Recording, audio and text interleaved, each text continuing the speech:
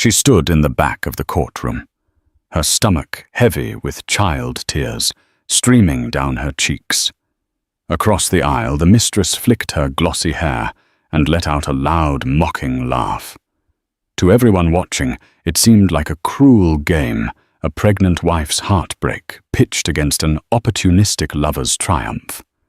But just when the gallery believed they had witnessed the final humiliation, the millionaire, the very man at the center of it all, rose to his feet. His voice, steeled by a secret he had kept buried, changed everything in an instant. No one in that room could have predicted what he was about to reveal. Alicia Carter walked across the sunlit marble of the Carter estate foyer with the poised grace of someone who was used to living among beautiful things. At 28, she had grown accustomed to every convenience money could buy, thanks to her husband, Mark Carter, the multimillionaire CEO of the high-profile real estate development firm, Carter Innovations. Yet behind her regal bearing lurked a quiet anxiety.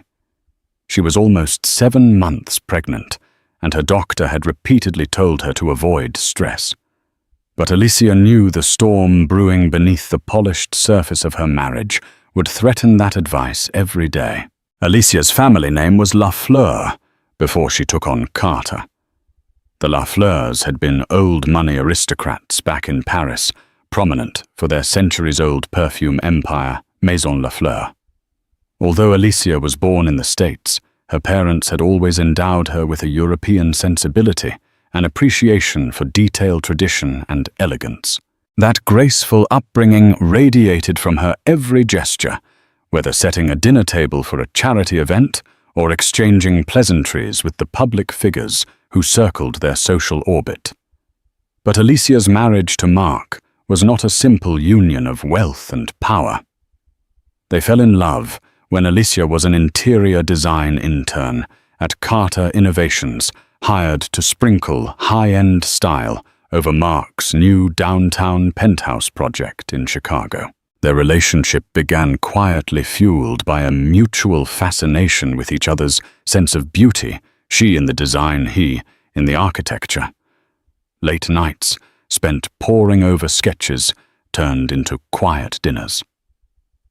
Before either of them understood the depth of their feelings, Mark had whisked Alicia to a moonlit terrace in Paris and proposed with a ring that once belonged to his grandmother, Harriet Carter. For the first few years, they were the envy of the city. Alicia became a rising star in the interior design world, showcasing Carter Innovations' high-end developments in glossy magazines. Mark's business empire soared, and soon the Carter brand touched skyscrapers across the US and Europe. They were unstoppable, a golden couple blessed with looks, wealth, talent, and seemingly true love. But success can bring shadowy temptations. Mark's CEO duties demanded countless late-night meetings and global travel, peppering him with an endless parade of potential admirers. It was at a business conference in New York that he crossed paths with Veronica Rutherford, a PR executive rumored to specialize in forging close relationships with powerful men to boost her own career. Though Mark mentioned her name only in passing at first, Alicia's sharp instincts picked up the discomfort in his voice. She had learned to read Mark's subtlest cues, and there was something about the mention of Veronica Rutherford that set Alicia on edge. She tried to ignore the nagging sensation in the pit of her stomach. After all, Alicia was pregnant with their first child, a joyous milestone they both claimed to have eagerly awaited. She didn't want suspicion or fear to overshadow the miracle growing inside her. At first, Alicia chose to trust Mark, focusing on her own well-being and forging ahead with designing a new wing for the Carter estate that would become their child's nursery. It was a bright, airy room of pastel blues and soft creams, filled with plush furniture and whimsical animal prints. On most days, Alicia found solace inside that nearly finished nursery, imagining the laughter of their future son or daughter. However, rumors started bubbling in hush-hush whispers among staff and acquaintances. Casual remarks from Mark's business partners, winks from some of the more jaded socialites at dinner galas. Alicia heard murmurs that Veronica Rutherford had been spotted emerging from Mark's limousine at odd hours, that she was seen seated next to him at a private members-only bar in Manhattan. More than once, Alicia caught Mark hurriedly ending calls or shutting down text messages he refused to explain. When Alicia finally confronted him, Mark brushed off her suspicions as crazy tabloid garbage. He insisted Veronica Rutherford was merely handling the company's PR strategies. To quiet his wife's apprehension, Mark reminded her that he loved her, that she was carrying his child, and that once the baby arrived, they would whisk themselves away to their private estate in Napa Valley for some well-deserved downtime. "Trust me," he would say, "this is business. Nothing more." Alicia wanted to trust him. She needed to. The stress weighed on her, and her doctor kept emphasizing that worry could affect the baby's development. The last thing Alicia wanted was to risk her child's well-being. Yet the fleeting glances and half-truths continued. She felt the chasm widening between them. The hush grew louder. The intangible tension festered. It was in the hush of that tension, like a gathering storm, that Alicia first sensed her world was about to unravel.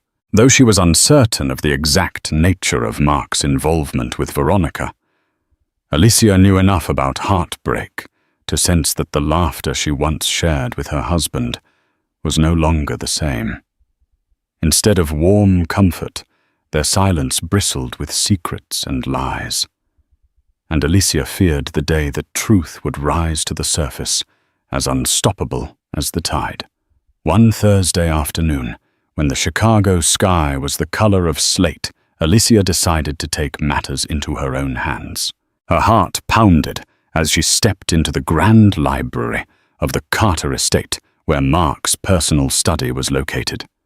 She carried a slim leather folder, one that contained everything she had gleaned from discreet inquiries made to a private investigator recommended by an old friend, Lucy Fielding, a respected divorce attorney in New York. Lucy was famously known for handling high-profile celebrity splits, but she also had a quiet side business, helping the wives of wealthy men gather proof of infidelity. That was exactly the kind of advice Alicia needed. The shadows in the study felt heavier than usual. She lowered herself into Mark's leather office chair, wincing as her center of gravity shifted with her growing belly. She opened the folder and leafed through the photographs and phone records the investigator, a man named Carl Goodman, had provided. The images were painfully clear. Mark and Veronica entering an upscale hotel together in Manhattan at 11:45 p.m. Another Mark's arm around her waist as they crossed a quiet street toward a taxi. The records were more damning consistent text messages at odd hours. 1 a.m., 3 a.m., and short calls made right after Mark had assured Alicia he was going to bed on business trips. There were also reservations for dinners Alicia never knew about, and cocktails at exclusive rooftop bars. Every piece of evidence sliced into Alicia's heart like a razor. Alicia pressed a hand protectively over her abdomen, where their baby was gently kicking. She wondered if she had the emotional strength to confront Mark with all of this, or if she should wait until the baby was born. But Lucy's last email had been explicit if Alicia wanted to protect herself and her child. She needed to gather every shred of evidence before any confrontation. Depending on how Mark reacted, Alicia might need to keep some details hidden for the sake of legal strategy. Yet Alicia felt torn. Despite his betrayal, she still loved Mark, or perhaps she clung to the memory of the man he used to be.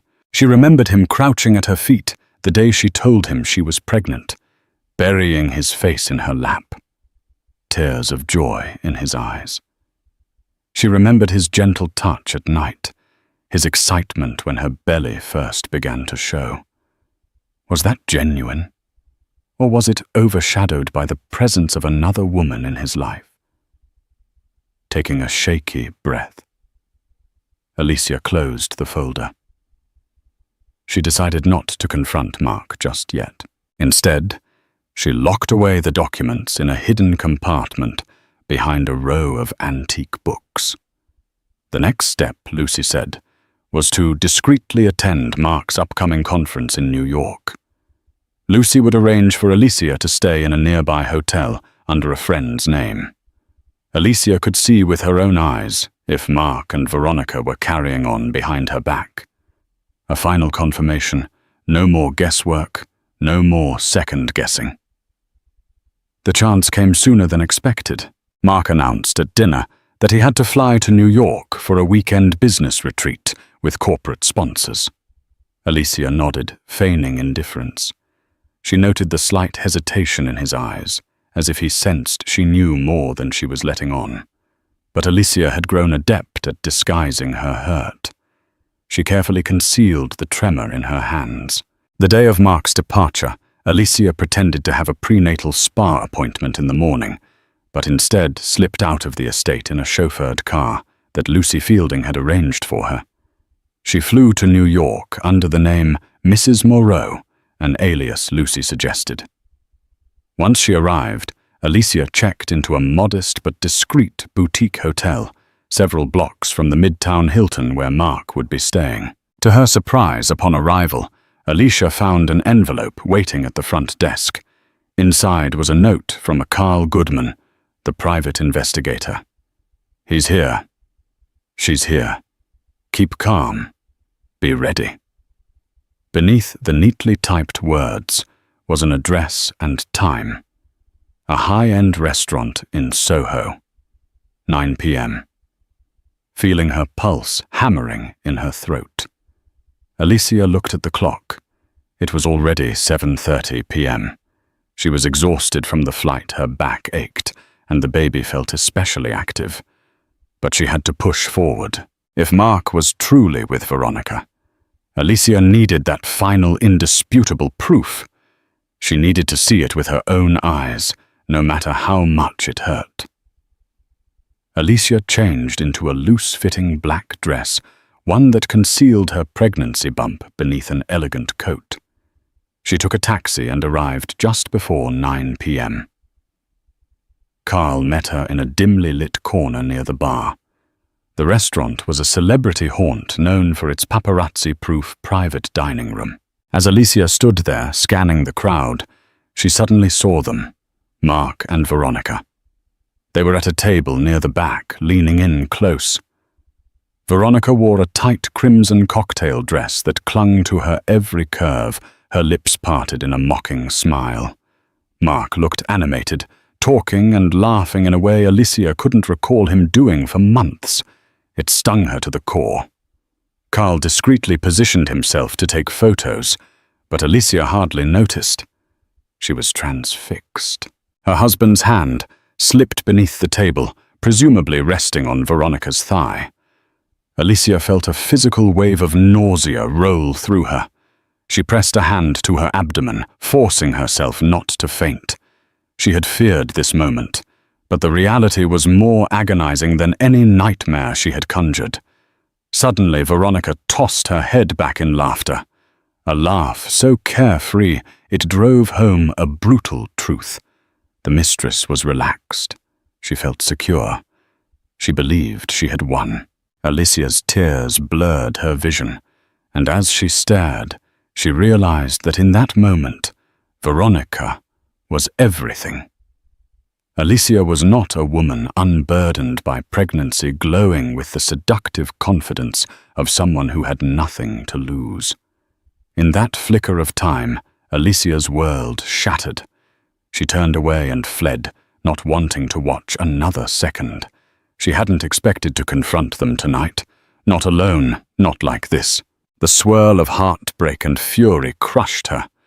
But somewhere beneath the pain, a seed of determination took root.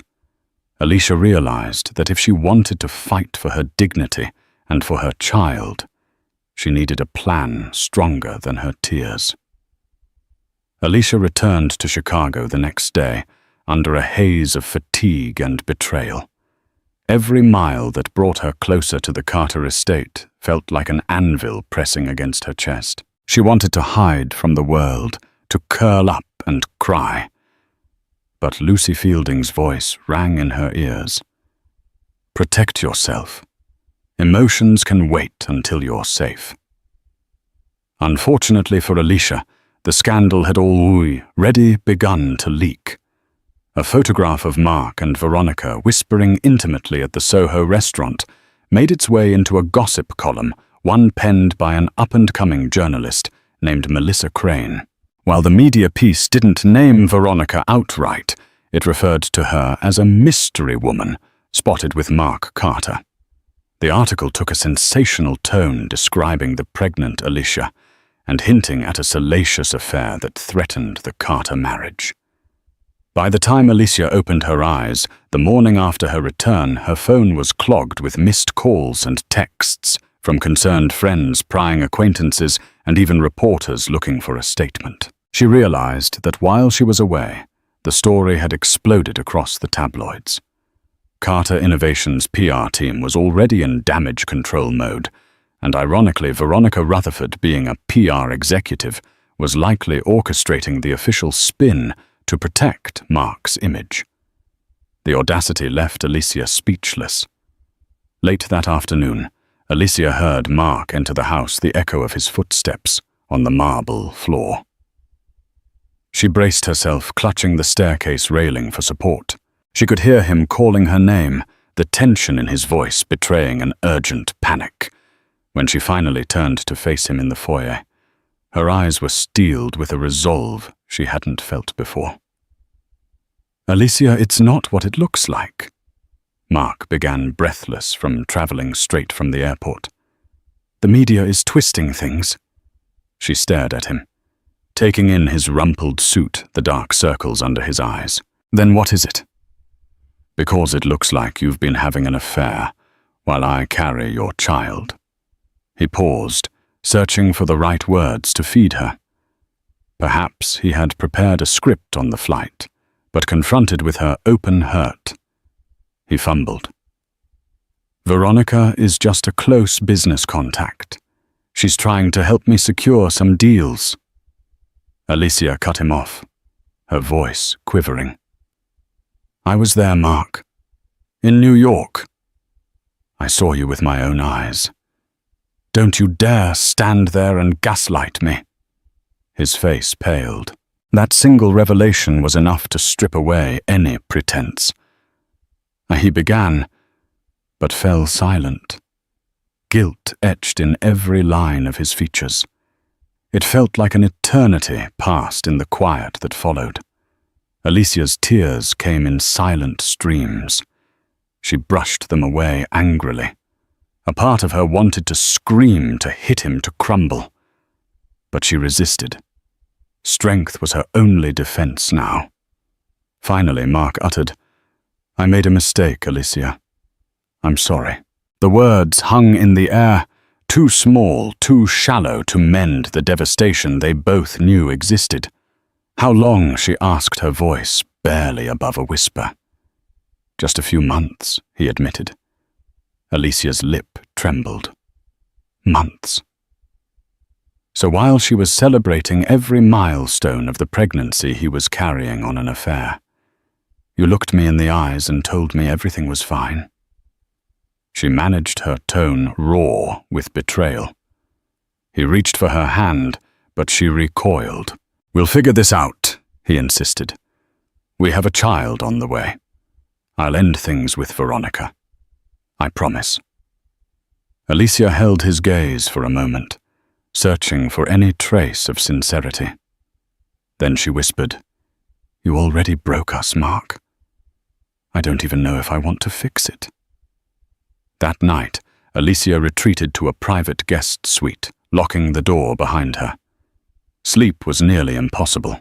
She felt her baby shift, and tears slid down her cheeks as she whispered words of comfort to the unborn life within her. With every passing hour, Alicia grew more certain that her next move would be shaped by her own strength rather than false assurances. In the days that followed, the tabloids blazed with speculation. Some articles painted Alicia as a pitiful victim, others labeled Mark a cunning philanderer. A few even tried to frame the Mistress as a power PR executive whose charms Mark found irresistible.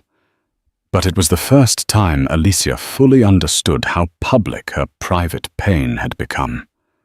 Friends and foes alike whispered at social gatherings, and Alicia couldn't even go to her favorite cafe without feeling eyes on her. She withdrew, refusing all calls from the press.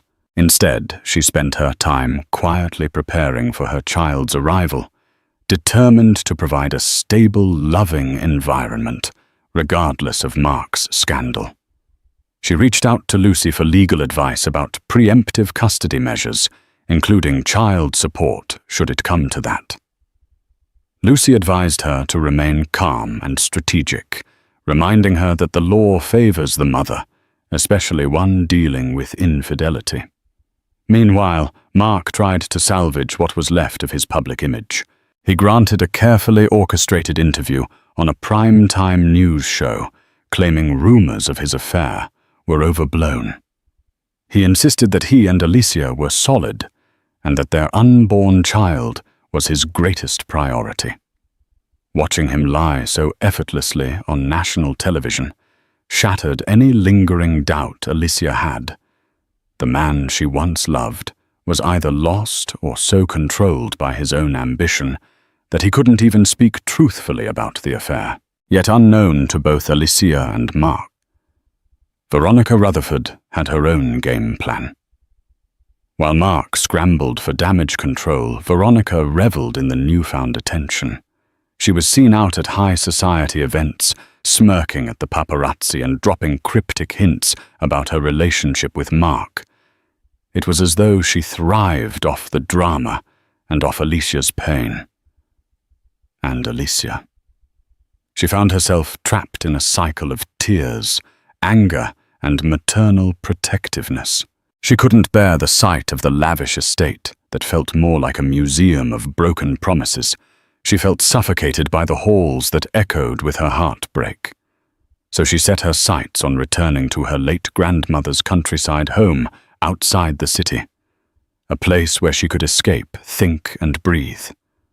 All she wanted was to shield her unborn child from the toxic environment Mark and Veronica were creating, and to find a moment of peace in the swirling storm. She hadn't known then that the storm was only beginning.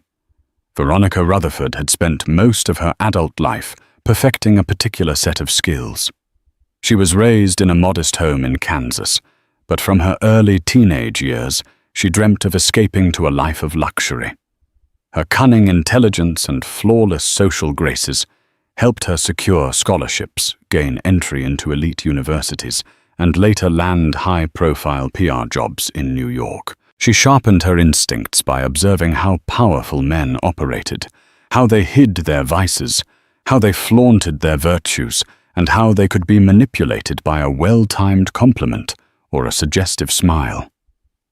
When Veronica met Mark at a corporate event, she sensed a high-value target. Mark was charming, successful, and had the golden reputation of a devoted husband. To Veronica, that made him an even greater challenge. She believed that if she could seduce a man so seemingly loyal, it would elevate her status and open countless doors. She had never planned on his wife being pregnant, but once she learned that detail, she saw an opportunity. The scandal could play to her advantage if spun correctly. She could become the woman so irresistible that even a father-to-be would risk everything. In Veronica's twisted logic, that was a badge of honor in the cutthroat social circles she moved in. After Mark attempted to distance himself from her, following Alicia's confrontation, Veronica wasted no time adjusting her strategy. She began discreetly approaching media outlets and tabloids, leaking tidbits of information that painted her as the glamorous other woman. She never confessed outright to an affair, but she dropped enough hints to stir intrigue. She implied Mark was torn that their bond was so strong he could hardly bear to let her go. Like an expert conductor, Veronica played the rumor mill to her tune, orchestrating the narrative so that she emerged as a tantalizing enigma rather than a mere home wrecker. One afternoon, as Alicia was packing a small suitcase for her stay at her grandmother's cottage, her phone buzzed with a text from an unknown number. Unknown. I hope the baby's okay. V. Alicia nearly dropped the phone. Her heart pounded and her anger soared. How did Veronica get her personal number? And what kind of monstrous cruelty was this? Was she mocking Alicia's pregnancy? Furious, Alicia deleted the text, but her peace was shattered. She realized that Veronica was not just another fling of Mark's that could be swept under the rug. This woman was cunning, relentless, and dangerously brazen. A day later, a second text arrived. I know you hate me, but ask Mark about the Redwood deal if you want the truth. V. The Redwood deal. Alicia recognized the name as one of Carter Innovations' major acquisitions, a luxurious condominium project in San Francisco. Mark had been working on it for months with a rumored budget of hundreds of millions. Why would Veronica want Alicia to ask about Redwood? Was she suggesting that Mark's betrayal extended beyond the affair, that there was some scandal attached to his company as well? Alicia's curiosity warred with her contempt. She considered ignoring it, but the Redwood project was well known in real estate circles as a risky but potentially huge payoff. If there was something shady going on, it could sink not only Mark's company, but also Alicia's financial security, which she needed for her child. With a sigh, she forwarded the text to Lucy Fielding, asking for advice. Lucy's reply was swift. We need to follow every lead. Don't confront Mark yet. I'll dig around. Meanwhile, Mark was fighting his own battles. PR crises, investor anxieties, and the quiet condemnation from friends and family weighed heavily on him. His father, Gregory Carter, a respected philanthropist, expressed his disappointment in private. The old man's words stabbed Mark's pride. You jeopardized our family's honor. And at what cost? Mark realized too late that his personal failings were now a public spectacle, and that Veronica Rutherford was more dangerous than he'd ever anticipated. Torn between the guilt of hurting his pregnant wife and the fear of losing everything, Mark made a series of desperate moves. He called Veronica, begging her to stop feeding the tabloids. She listened, stifling laughter, and made lukewarm promises. But each time Mark tried to extricate himself from her web, Veronica pulled him back with a sly reference to Redwood or a veiled threat that she might reveal company secrets. She had gleaned enough insider knowledge during their affair to hold Mark hostage in his own scandal. Veronica's cunning didn't stop there. She began showing up at high-profile gatherings for philanthropic causes Mark usually attended with Alicia. Only now Mark arrived alone. Standing across the room, Veronica would flash him a knowing smile, whisper something to a journalist, and watch the fireworks ensue. She reveled in the attention, her mocking laughter echoing in the backgrounds of society columns. Alicia read every gossip piece with a heavy heart, but her maternal instinct flared stronger each time. She would not be humiliated without recourse. She would not allow Veronica's cruelty to define her future or the future of her child. While Alicia packed the final items into her suitcase, maternity clothes, prenatal vitamins, and a baby blanket she had sewn herself, she paused to look around the grand bedroom she had once shared with Mark. She remembered all the nights they spent dreaming of the future, marveling at the miracle of life growing inside her. Now those dreams felt contaminated by Mark's betrayal. Yet she refused to let the shame overshadow the hope she still carried for her baby. Even if the marriage ended, her love for her child would endure. Alicia resolved to find out the secrets behind Redwood. She would discover exactly what Veronica was hinting at, and use that knowledge to secure her and the baby's future. Little did Alicia know, the Redwood deal contained a tangle of corruption that would ultimately lead them all to a tense, explosive confrontation, one that would make the mistress's laughter turn to fear and the pregnant wife's tears transform into a fierce resolve. Alicia arrived at her grandmother's countryside cottage under cover of twilight. The ivy-covered stone walls and neatly tended rose gardens brought a wave of nostalgia. She was grateful to find a refuge removed from the public eye. No prying paparazzi, no neighbors giving pitying looks, and most importantly, no Mark. Her only companion was a devoted caretaker, Mrs. Garrison, who had looked after Alicia's grandmother for years. The next morning, Alicia woke to the peaceful sound of birdsong. For a moment, she forgot about her marital crisis, focusing instead on the comforting stillness. But reality came crashing back when her phone vibrated a text from Lucy Fielding. "Call me when you can. I've discovered something about Redwood." 30 minutes later, Alicia sat with a steaming cup of tea, her phone held to her ear, listening as Lucy explained the gravity of the situation. According to Lucy's sources, Redwood was marred by allegations of bribery and land use violations. The City Council had been investigating claims that Carter Innovations, in partnership with a mysterious shell corporation, had bribed local officials to overlook environmental regulations. If these allegations were true, it would mean potential criminal charges, massive fines, and irreparable damage to the Carter Empire's reputation. Alicia felt her heart pounding. "Are you certain?" she asked, swallowing the lump in her throat. She had known Mark was ambitious, even a risk-taker, but she never imagined he would stoop to illegal dealings. Lucy's voice was grim. "My source at City Hall says an internal report was filed pointing fingers at Mark's top executives. If Mark knew or was complicit, he could be facing charges. And if Veronica knows this, she might be using it as leverage." Leverage for what Alicia asked, although she suspected the answer. Money, power, security, who knows? Veronica seems like the type who thrives on control. She's probably playing both sides, letting Mark know she can sink him with one phone call all, while basking in the scandal spotlight. Alicia exhaled sharply, her free hand trembling over her belly. "What does this mean for me and my child?" "It means you need to protect yourself legally. If Redwood goes belly up, Mark's finances might be frozen or severely compromised.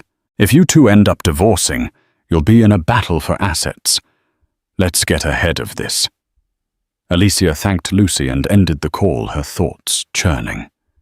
She looked at the old family portraits lining the walls of the cottage, recalling her grandmother's teachings about dignity and resilience. She realized she couldn't simply hide away here and hope for the best. She needed to confront Mark, but on her own terms and armed with the truth. Summoning courage, Alicia dialed Mark's number. He picked up on the second ring, sounding relieved to hear from her. "Alicia," he breathed, "where are you?" "I've been worried." Ignoring his concern, she went straight to the point. "Mark, I know about Redwood. Tell me the truth." A loaded silence followed. She could almost hear his heartbeat quicken through the phone. "What exactly do you think you know?" He asked, his voice tight. "That there's an investigation into bribery and illegal permits, and that Veronica is holding it over your head," Alicia replied, keeping her tone even despite her nerves. He sighed heavily. "Look, Redwood was my biggest project. I told the team to do whatever it took to get the job done. I might have ignored some red flags about how they got approvals, but I didn't personally bribe anyone, at least not directly. The problem is, if the DA sees me as responsible, I could be charged with conspiracy. So Veronica is blackmailing you with this? Alicia pressed anger simmering beneath her calm. She's threatened to expose it to the press, Mark admitted. She claims she has internal documents that show I authorized those shady dealings. I don't know how she got them, but if she hands them over, it could ruin me. Alicia swallowed her indignation. And what about us, Mark? You told me you wanted to end things with her, yet you let this drag on. He sounded desperate. I'm trying to handle it, Alicia. I never meant for you to be dragged into this. I never meant to hurt you or the baby. But the damage was done. Alicia felt exhaustion weigh her down. She ended the call with a simple, "You'll hear from me soon." She needed time to consider her next move, to weigh the safety of her child against the crumbling empire Mark had built. Over the next few weeks, Alicia stayed in the cottage, working closely with Lucy to map out legal and financial strategies. They combed through documents detailing Alicia's shares in Carter Innovations, her prenuptial agreement with Mark, and every last bit of evidence that might protect her if Redwood blew up. There were days Alicia felt a pang of regret. She had once dreamed of raising a family with Mark, building a legacy together. Now she was preparing for the possibility of testifying against him if the Redwood scandal escalated. The child in her womb rolled and kicked a somber reminder that innocence was at stake. Meanwhile, tabloids gleefully reported every rumor about Mark Carter's meltdown.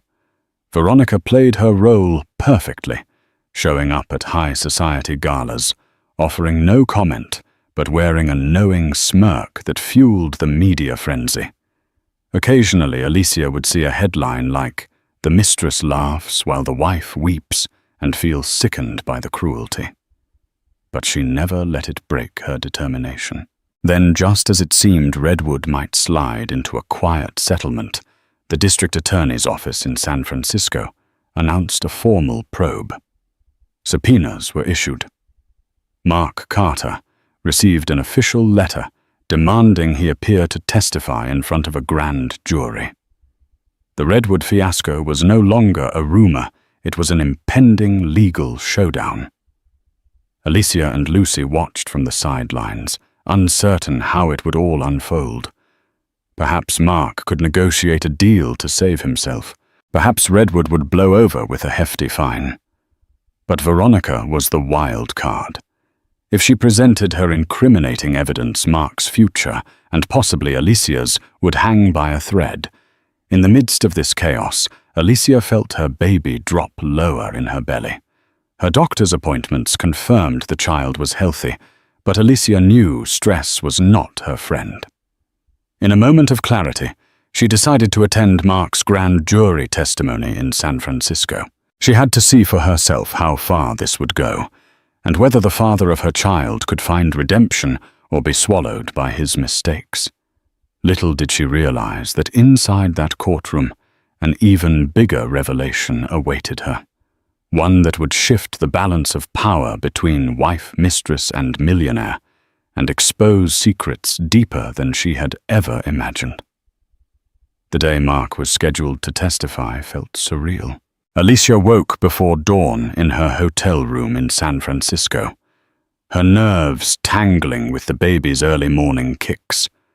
She slipped on a simple black maternity dress and draped a cashmere shawl over her shoulders, determined to carry herself with poise despite the turmoil gnawing inside.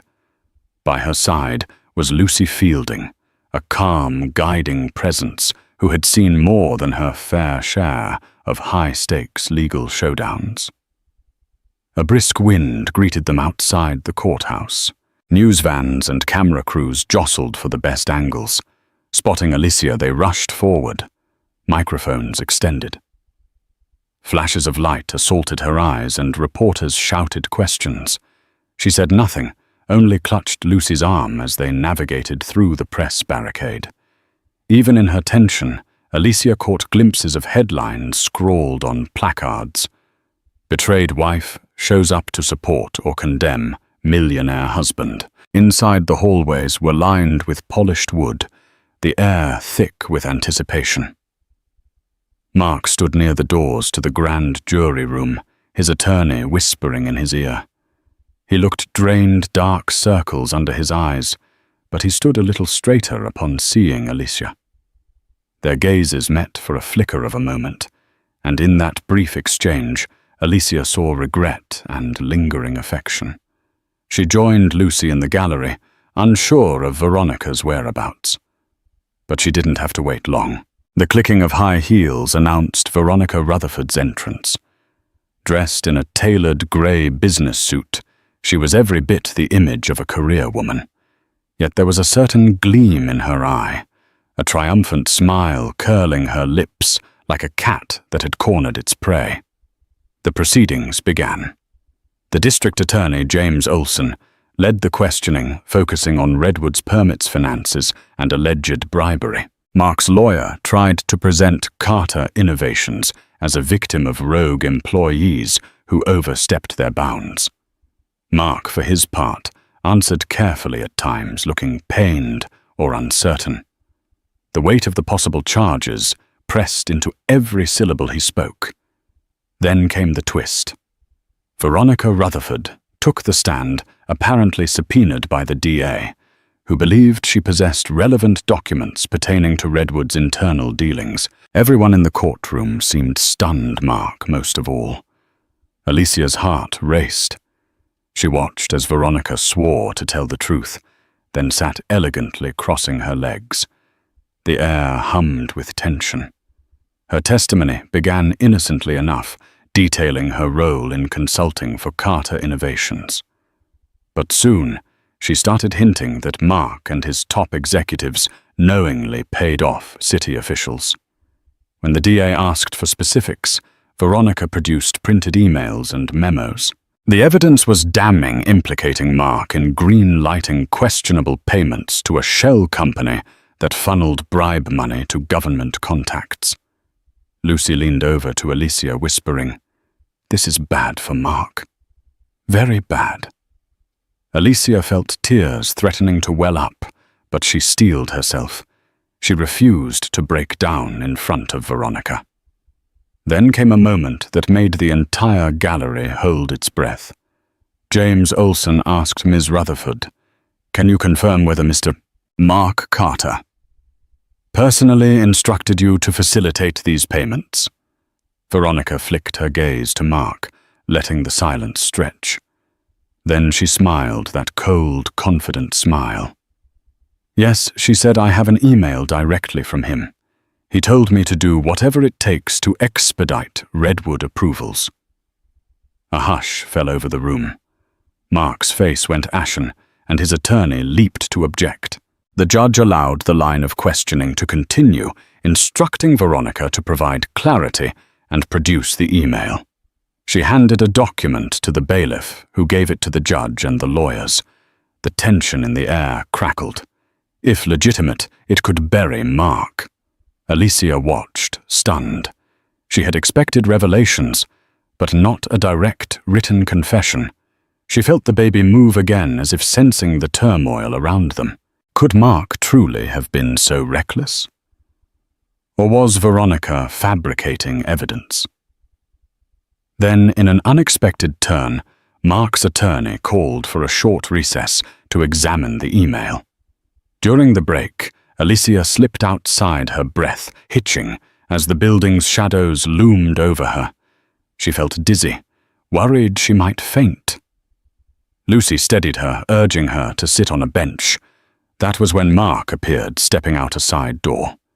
He approached Alicia quietly, ignoring the cameras swirling outside. He looked hollow, as though the testimony had drained him of life.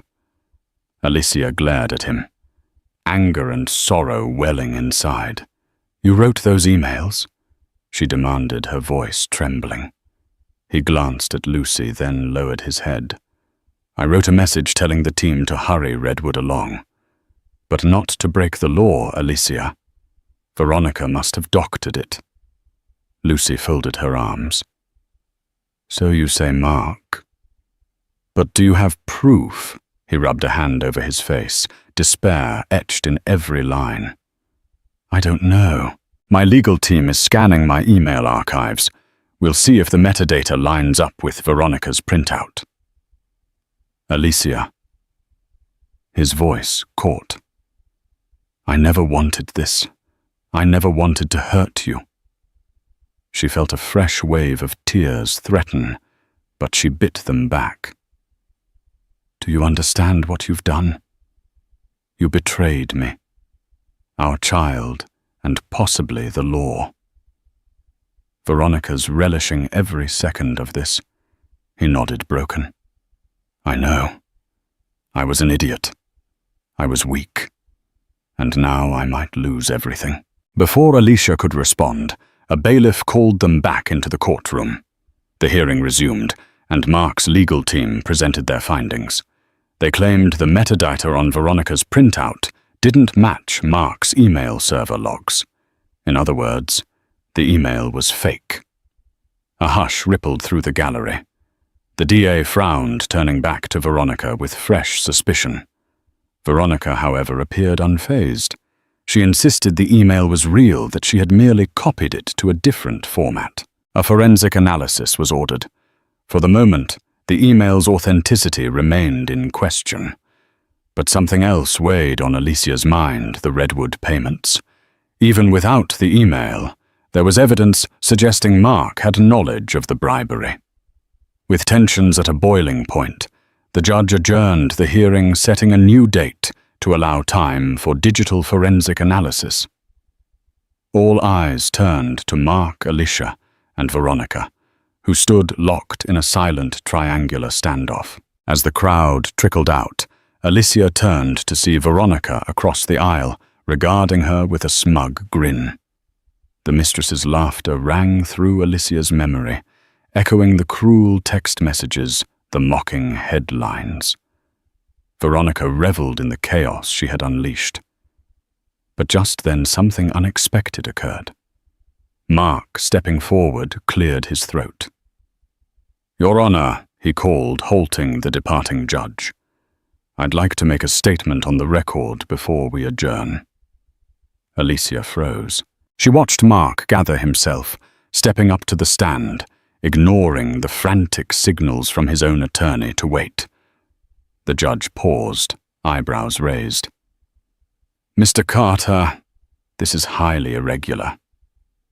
I understand, Mark said, his voice trembling. But I need to say something that will set the record straight. He turned to the bailiff, prepared to be sworn in. The entire courtroom fell silent, a hush more profound than any that came before. Even Veronica, for the first time, looked uncertain, her confidence wavering. Alicia's heart hammered. She didn't know what Mark intended to reveal, but she sensed it was momentous. She braced herself, one hand on her belly, feeling the unborn child flutter with anticipation. In that charged moment, the world seemed to hold its breath, waiting for the words that could either condemn Mark or resurrect his honor and unravel the mistress's carefully woven illusions once and for all. All eyes were on Mark Carter as he raised his right hand to take an oath, swearing to tell the truth. The judge hesitated, but eventually allowed Mark to speak. Reporters in the gallery flipped open their notepads.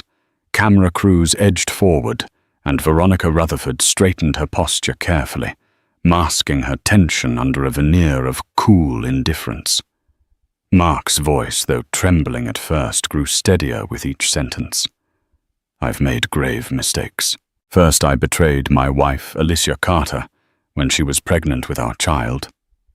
He paused briefly, meeting Alicia's gaze. I regret that more than anything.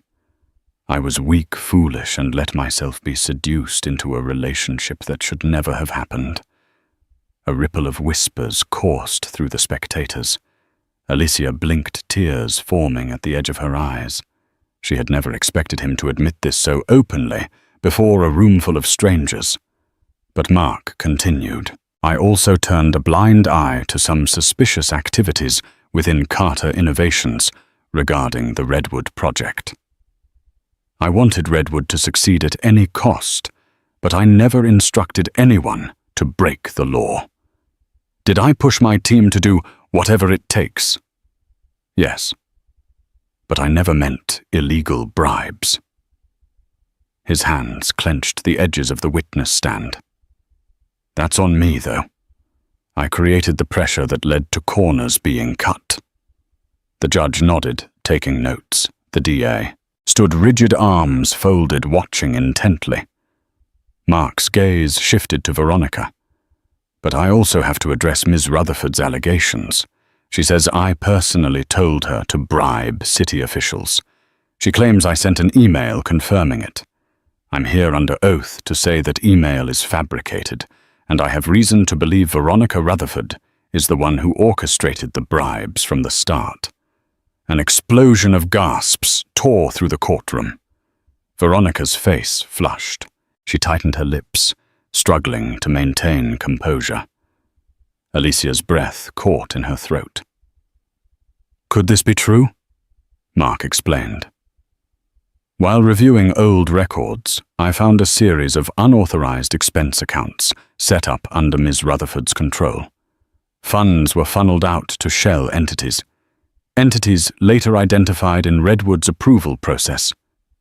He lifted a trembling hand. I was ignorant of these transactions because I gave Veronica too much freedom. We were involved, and I trusted her. It was my failure as a CEO and as a husband. Raising a stack of documents, Mark's attorney interjected. We've submitted copies of these records to the court. Preliminary forensic analysis suggests Ms. Rutherford made these transactions forging or manipulating Mr. Carter's digital signatures. We intend to provide additional evidence at the next hearing. The hush that followed was so absolute, one could hear the faint hum of the air conditioning. Veronica Rutherford's eyes flicked around the courtroom. For a split second, Alicia caught sight of panic in that haughty stare. Then Veronica stood abruptly, leaning toward her own attorney in a hushed exchange. Mark finished, his voice resolute. I'm no saint. My failures opened the door for corruption, but I did not bribe city officials, and I will not let my wife or my unborn child bear the burden of my sins or Ms. Rutherford's manipulations. The judge signaled for order in the courtroom, calling for an official recess. The flurry of voices swelled as soon as the gavel struck. Reporters shouted questions, camera flashes lit the room, and the bailiff struggled to maintain decorum. Standing on shaky legs, Alicia felt her head spin. Lucy Fielding guided her toward a nearby bench. Alicia's emotions warred within her shock. A flicker of hope, confusion, even pity for Mark's predicament. As she caught her breath, she realized that Mark's confession, as imperfect as it was, could change everything. Veronica, meanwhile, stormed out of the courtroom with her attorney. Microphones were thrust at her. The last Alicia saw before Lucy helped her out, another exit, was Veronica pushing past a throng of journalists refusing to comment. Her confidence had vanished, replaced by anger and desperation. Outside, in a private corridor, Mark approached Alicia cautiously, as though unsure if she would welcome his presence. She stood leaning against the wall, one hand on her pregnant belly. I'm sorry, he whispered, his voice raw. I know I said it before, but I needed to say it again publicly. She studied him, tears finally slipping down her cheeks. You should have never let it get this far. You should have thought about me and our baby before all of this. He nodded, tears shining in his own eyes. You're right. I have no excuse. Lucy stepped forward, glancing between them. Mark, this court revelation helps your legal position if the evidence holds up. But Alicia's well-being is my priority. Mark lifted a hand. I understand. I'm not asking for forgiveness yet. I just want Alicia to know. I'm done hiding. Whatever it costs me, I will do what I can to protect her and our child. Alicia wanted to lash out, to list every wound he had inflicted on her, every night of misery. But the sincerity in his eyes made her hesitate. She felt an odd mixture of relief and mourning. The man she had loved had re-emerged, but battered and flawed. And she was too tired to fight in that moment. Quietly, Alicia whispered, "Get through the next hearing, Mark. Prove the email is fake. Then we can decide what happens to us." He nodded, a grim determination settling in his features. "I will." Lucy and Alicia turned away, making their exit. As they stepped out into the fresh air, camera crews bombarded them again. But Lucy shielded Alicia, guiding her to a waiting car. The day had brought heartbreak revelations, and a sliver of truth that might topple Veronica Rutherford's arrogant laughter. Sinking into the plush car seat, Alicia felt her child shift again, as though letting her know they too sensed the weight of these events. She felt exhausted, anxious, but also strangely empowered. For the first time in months, Alicia sensed that she had a say in her own destiny, not just as the betrayed wife, but as a mother who would fight for the future she and her child deserved. In the days that followed, headlines erupted over Mark Carter's courtroom confession. Media outlets painted competing narratives. Some saw him as a scorned husband, throwing his mistress under the bus. Others deemed Veronica Rutherford a manipulative saboteur. But Alicia Carter cared little for the noise. She focused solely on protecting her child and preserving her peace. The courtroom reconvened quickly to determine the authenticity of the alleged bribery email. The findings were decisive metadata, confirmed the document had been doctored. Suspicion turned squarely toward Veronica. Her calculated game was unraveling. In a stunning reversal, the DA shifted the investigation's focus from Mark to Veronica. Though Mark's oversight failures remained serious, Veronica now faced the bulk of the criminal scrutiny. Carter Innovations agreed to a plea deal, hefty fines in exchange for avoiding criminal charges, while Mark stepped down from day-to-day operations. His empire survived, but at great cost. Alicia watched every moment from the gallery, her hand often resting on her stomach, her heart heavy but steady. She bore witness not as a bystander, but as a woman rising from betrayal with resolve. Mark, meanwhile, attempted to make amends not with grand gestures, but consistent humility. He apologized often, never pressuring Alicia, only offering space and support. Eventually, Veronica's downfall came in full. The court produced damning evidence of her financial manipulation and document forgery. A separate trial loomed for her on charges of embezzlement and bribery. When bailiffs escorted her from the courtroom, she threw Alicia a venomous look. But Alicia no longer flinched. The power Veronica once held over her had vanished. That night, Alicia lingered in the courtroom long after the noise had died.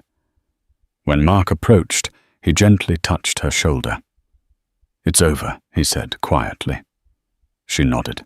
"But we still live with what it cost." He looked hopeful.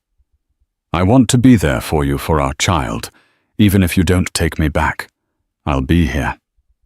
Alicia didn't promise anything. "My focus is the baby. That hasn't changed." Weeks passed. Alicia returned to her grandmother's cottage, preparing for motherhood in solitude. Mark visited occasionally, never overstaying. He brought baby supplies and handwritten letters, but never expectations. Slowly, Alicia allowed space for cautious trust. One crisp morning her contractions began. Mark, by coincidence visiting that day, rushed her to the hospital. After a long labor, Alicia gave birth to a healthy baby girl, Juliet Rose Carter. The name honored Alicia's French roots, and in that moment of new life, the shadows of scandal seemed to fade, if only for a breath. Later, Alicia let Mark hold their daughter. As he cradled her, tears welled in his eyes. Alicia watched, unsure if her heart could forgive, but certain that Juliet had already changed everything. Veronica, meanwhile, disappeared from public view. Her name was now associated not with glamour, but with scandal and fraud. Alicia no longer read the tabloids. She no longer needed their validation. Eventually, Mark asked if Alicia would return to the Carter estate only for a weekend. She agreed cautiously. When she arrived, she found the nursery completed exactly as she had designed it months ago. Soft pastels, gentle light. Everything untouched, waiting. Tears slipped down her cheeks. Mark whispered, "This is your home, if you want it." Alicia looked at Juliet, nestled in her arms.